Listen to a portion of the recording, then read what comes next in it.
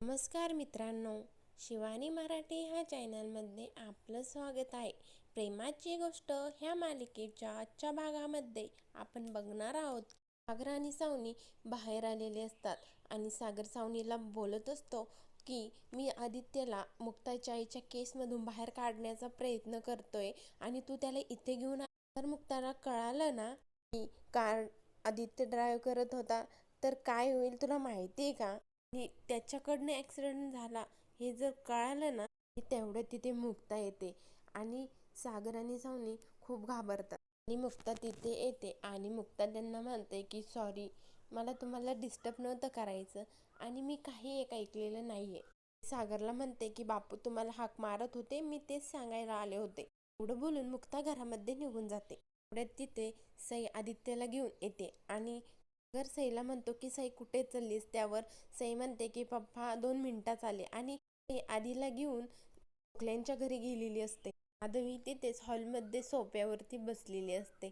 सई पळत जाते आणि म्हणते की आजू. माधवी म्हणते अरे वा, सई मऊ आले आहे का? माधवी सईला म्हणते की किती गोड तयार झाली आहेस तू. म्हणते की काय काय विशेष आहे? त्यावर सई म्हणते की बारसा आहे ना.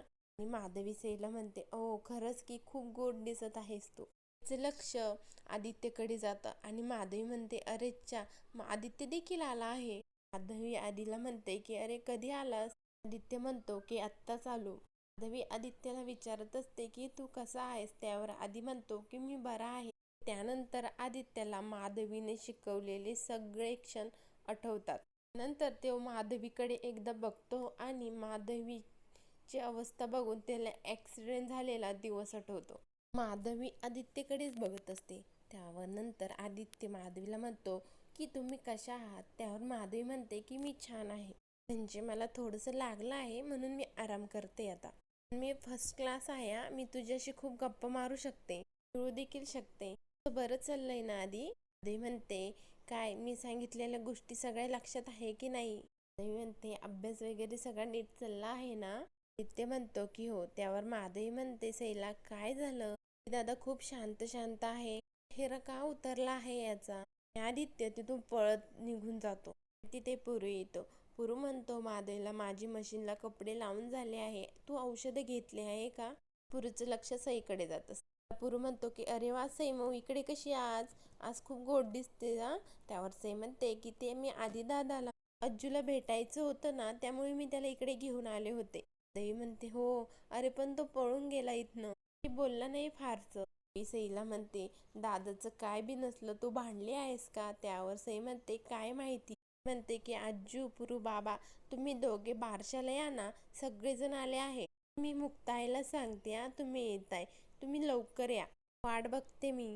सई तिथून निघून जाते. नंतर पूर माधवीला म्हणतो की माधवी आपल्या लेकीचं सासर आपल्या घरासमोरच आहे, आपण रीत म्हणून जाऊन यायला हवं, कळतंय ना तुला? त्यावर माधवी म्हणते हो कळतं की. बारशाच्या ठिकाणी खूप उत्साह चालू असतो आणि माधवी आणि पुरू तिथे येतात. माधवीला आणि पुरूला बघितल्यानंतर मुक्ताला खूप आनंद होतो. मुक्ता धावतच त्यांच्याकडे जाते. माधवी म्हणते की पोहोचलो बाबा पुरू. त्यावर पुरू मुक्ताला म्हणतो मी तुला म्हटलं होतं ना तुझी आई अगदी ठणठणीत बरी होऊन बारशासाठी येईल. त्यानंतर माधवी म्हणते की कुठं आहे बाळ? मुक्ता म्हणते की आहे. पुढ्यात माधवीचं आणि पुरूचं लक्ष कार्तिककडे जातं. त्यांचा खूप संताप होतो. माधवी मुक्ताला म्हणते हा माणूस काय करतो इथे? त्यानंतर माधवी पुरूला म्हणते हा माणूस जर इथे असेल ना तर मी इथे थांबणं शक्य नाही. पुरू म्हणतो की तू स्वतःला त्रास करून घेऊ नको. माधवी म्हणते हा माणूस जर इथे असेल तर मला त्रास होईल आणि मी तुम्हाला त्रास देईल, मी जाते इथनं. माधवी तिथून जायला निघते. घरातून बाहेर येतात. माधवी खूप धावत, खूप दम लागलेला असतो. पुरू म्हणत असतो अगं माधवी सावकाश. पुरूला म्हणते की अरे त्या माणसाला बघून इथे माझा बीपी वाढलाय, माणसांनी त्याला इथे का बोलावलं आहे? म्हणतो अगं त्या छोट्या मुलीचा बाप आहे तो, त्यांना बोलावं लागलंच असणार त्याला. मी म्हणते की ते लक्षात येतं माझ्या, तो बाप काय माणूस म्हणण्याच्या सुद्धा लायकीचा नाहीये. तो म्हणतो की आपण खाली जाऊन बसूयात का? तुला मोकळ्या हवेत जाऊन बसली की बरं वाटतं. दुसरीकडे कोळ्यांच्या घरी आलेले पाहुणे इंद्राचा निरोप घेत असतात. तिथून निघतात आणि सागर आणि मुक्ता गुरुजींच्या पाया पडतात. त्यानंतर इंद्रा कार्तिकला आणि तिला म्हणते की जावे बापू आणि स्वतः तुम्ही देखील गुरुजींचं दर्शन घ्या. त्यांना थांबवतो आणि नाही असं म्हणतो. तोपर्यंत गुरुजी निघून गेलेले असतात. त्यानंतर सागर कार्तिक जवळ जातो आणि म्हणतो की पूजा झाली, बाळाचं नाव ठेवलं, आता तू इथनं निघ. हे सगळं सावनी ऐकत असते. इंद्रा म्हणते की सागरे अरे त्यांना थोड्या वेळ थांबून दे की. सागर म्हणतो की नाही आई, तू बोललीस म्हणून मी त्याला इतक्या वेळ इथे थांबून दिलं. नशीब आहे याचं. स्वाती बोलायला लागते. कार्तिक स्वातीला अडवतो. इंद्राला म्हणत असतो गुरुजी जाईपर्यंत शांत बसलो ना मी, आता नाही, आता मी याला इथून हकलणार. सागर कार्तिकला म्हणतो की तुला एकदा सांगून कळत नाही का. तो बोलून देखील कार्तिक निर्लज्जसारखा स्माइल देत असतो. त्यानंतर सागरला पण खूप चीड येते. सागर त्याचा हात धरतो आणि त्याला तिथून उठवतो आणि कार्तिक हात जोडतो आणि सागरला म्हणतो बरोबर आहे, तुमचं घर आहे हे, येतो मी. स्वाती कार्तिकला अडवण्याचा प्रयत्न करत असते. कार्तिक स्वातीला म्हणतो स्वाती काळजी करू नको, मी येईलच लवकर, तू काळजी घे बाळाची. तो बोलून कार्तिक तिथून निघून जातो. आल्यानंतर कार्तिक म्हणतो आज पुन्हा त्या फालतू सागर कोळीने माझा अपमान केला, सगळ्यांसमोर घरातून बाहेर काढलं. मी म्हणत असतो ठीक आहे सागर, आज तुझे दिवस आहे, पण जेव्हा माझी वेळ येईल ना तेव्हा मी तुला सहजासहजी सोडणार नाही. इतका त्रास तू मला देतोय ना त्याच्या दुप्पट त्रास तुला होईल. ह्या कार्तिकशी पंगा घेतलेला आहे, आता बघच तो कार्तिक काय करतो ते. त्यानंतर सावनी आदित्यला आवाज देते आणि म्हणते की चल आदित्य आपल्याला निघायला हवं. आणि आदित्य आल्यानंतर सावनी तिथून निघायला लागते. मुक्त सावनीला म्हणते सावनी ऐका ना, सई आणि आदित्य अगदीच रमले आहे दोघं खेळण्यामध्ये. हरकत नसेल तर आदित्यला थांबून दे की थोड्या वेळ इथे. तसंही तो सई बरोबर खेळतोय, तर लक्की किंवा हे सोडतील त्याला घरी. सावनी म्हणते की ठीक आहे ओके. सावनी आदित्यला आणि सईला बाय करून तिथून निघते. दुसरीकडे स्वाती रडतच तिच्या रूम मध्ये निघून जाते. दुसरीकडे माधवी आणि पुरू बिल्डिंगच्या खाली बसलेले असते. माधवी पुरूला म्हणत असते की आपल्या मुक्ताला ह्या अशा लोकांबरोबर राहावं लागतंय. पुरू माधवीला म्हणत असतो अगं डॉक्टरनी काय सांगितलं आहे, मेंदूवरती जास्त त्रास द्यायचा नाही, नाहीतर त्रास होईल तुला. तेवढ्यात तिला तिथे एक गाडी दिसते माधवीला आणि ती माधवी ओरडायला लागते. पुरू म्हणतो काय झालं माधवी.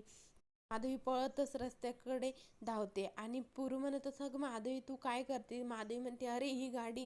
म्हणते की थांबवा त्या गाडीला. माधवीला पुरू म्हणतो कोणती गाडी. माधवी म्हणते की अरे पुरू ती गाडी, त्याच गाडीने मला धक्का मारलेला आहे. पुरू म्हणतो की काय. माधवी मोठमोठ्याने ओरडते थांब. म्हणतो की अरे ती गाडी निघून गेली आहे, चल आपण मुक्ताला सांगूया. ते दोघेही मुक्ताकडे निघतात. मुक्ताकडे आवाज देतच माधवी आणि पुरू येतात. ते जण माधवीकडे धावतात आणि म्हणतात काय झालं काय झालं. माधवीला ते खुर्चीवरती बसवतात. माधवीला पाणी देते आणि मुक्ता विचारते काय झालं आई. त्यावर माधवी म्हणते की मुक्ता ती गाडी बघितली. म्हणते की कुठली गाडी. गाडीने मला धडक दिली ना, माझा ऍक्सिडेंट झाला ना, ती गाडी बघितली मी. नंतर सागर लगेच आधीकडे बघतो. आधी देखील सागरकडे बघत असतो. सागर म्हणतो की ती गाडी आपल्या सोसायटीमधून. मी म्हणते की आपल्या सोसायटीतून बाहेर जाताना बघितली आहे मी ती गाडी. म्हणतो की तुम्ही बघितलं का आतमध्ये कोण बसलेलं होतं. आणि माधवी म्हणतात की नाही एवढं नाही लक्षामध्ये आलं. मी म्हणते पण मला खात्री आहे ती नक्कीच तीच गाडी होती. बापू म्हणतात की चला आपण वॉचमॅनला विचारूया, त्याला नक्की माहिती असेल काहीतरी. सगळेजण खाली जातात. आदित्य मात्र खूप घाबरलेला असतो. वॉचमॅन म्हणत असतो की ती गाडी साहेब नाही माहिती नक्की कोणाची होती, आज बऱ्याच गाड्या आल्या होत्या. माधवी म्हणते की अरे पण आपण CCTV फुटेज बघूयात की. सगळेजण म्हणतात की हो बघूयात.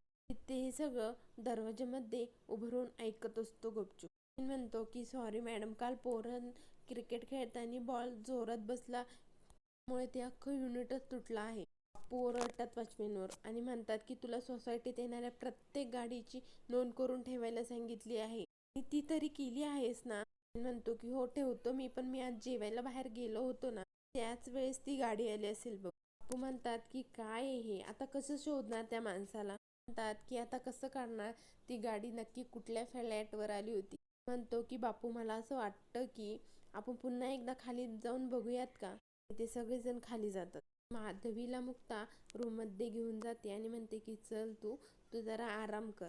तिथून सगळेजण गेल्यानंतर सागर मनातच म्हणत असतो की आईंना आजच ती गाडी दिसली आणि कार्तिक देखील आजच घरी आला होता, म्हणजे ती गाडी कार्तिकच चालवत असेल. सागर देखील खाली येतो. सावनीला फोन लावतो. सावनी फोन उचलते आणि म्हणते की माय डिअर सागर, मी इतक्याच घरी पोचले, तू मला इतक्यात मिस केलंस का? सागर म्हणत असतो की मला तू उगाच चिडावू नकोस. मी म्हणते की ओके ओके फाईन, मस्करी करत होते. आणि सावनीला सागर म्हणतो की तू इतकी मूर्ख कशी असू शकतेस? सागर म्हणतो की तू ती गाडी कार्तिकला दिली का वापरायला? मी म्हणते की तू काय बोलतोस, हे मला काहीच कळत नाही. म्हणतो की ज्या गाडीने ॲक्सिडेंट झाला आहे ना आईंचा, ती गाडी त्यांनी बिल्डिंगच्या खाली बघितली आहे. आणि सावनीचं बोलणं ते ऐकत असतो. म्हणतो की तू ती गाडी रिपेअरिंग करून कार्तिकला दिली असशील ना? त्यावर सावनी म्हणते की हे बघ सागर, मला अजिबात माहिती नाही तो कुठली गाडी घेऊन गेला आहे, काय बघत बसले नाही. सावनी म्हणतो की तुला माहिती का माझी इथे काय अवस्था झाली आहे, सतत सगळ्यांसमोर खोटं बोलावं लागते मला आता. ते आईंची तब्येत खराब झाली आहे. जर कार्तिकला बघितलं असतं ना गाडीमध्ये तर ते सगळं बाहेर आलं असतं आणि आदित्यला जेलमध्ये जावं लागलं असतं. तुझ्यामुळे मी अडचणीत सापडलं, कळतंय का तुला? एवढ्यात मुक्ता देखील सागरच्या पाठीमागनं येत असते आणि मुक्ता सागरचा हात धरते आणि म्हणते की सागर, जो कोणी गुन्हेगार आहे ना त्याला लवकरात लवकर शोधून काढा, मला नाही आईची अवस्था बघवते. मुक्ताचं बोलणं हे सगळं सावनी फोनवरून ऐकत असते. म्हणत असते की गुन्हेगार मोकाट फिरत आहे आणि तो पण आपल्याच एरियामध्ये. म्हणत असते की तो जर समोर आला ना मी त्याला नाही सोडणार. सागर मुक्ताला म्हणत असतो की तुम्ही शांत व्हा, तुम्ही ट्रेस घेऊ नका. दुसरीकडे आदित्य मनातच म्हणत असतो की पप्पा पुन्हा त्यांच्या नवीन बायकोची साथ तर नाही ना देणार, ते मला जेलमध्ये तर नाही ना टाकणार. सागर मुक्ताला वरती जायला सांगतो. ते म्हणत असतो की म्हणजे आता मला पोलीस पकडणार, मी इथून निघून जायला हवं. पुढील भागात आपण बघणार आहोत की सागर घरामध्ये आल्यानंतर सागर म्हणतो की सगळ्यांना, तुम्ही आधीला बघितला आहे का, तो घरामध्ये नाहीये. इंद्रा मुक्ताला बोलते तू का लक्ष नाही दिलं? सावनी देखील तिथे येते आणि सावनी मुक्ताला म्हणते बरोबर बोलताय तुम्ही, तू का लक्ष नाही दिलं, का केलंस माझ्या मुलाबरोबर असं, कुठं आहे सांगतो आता. आणि सावनी मुक्ताला म्हणते की जेव्हा तुझ्या पोटचं पोरग हरवेन ना तुला तेव्हा कळेल की आईचं दुःख काय असतं ते. सावनी म्हणते की पण हिला कसं काय कळणार, कारण हिला स्वतःचं मुलंच होऊ शकत नाही. सगळं बोलणं सागर ऐकत असतो. यात पुढील भागामध्ये सागर सावनीला त्यावर काय उत्तर देत होते. पुढील भागाच्या डेली अपडेट पाहण्यासाठी शिवानी मराठी चॅनलला सबस्क्राईब करा, लाईक करा. धन्यवाद.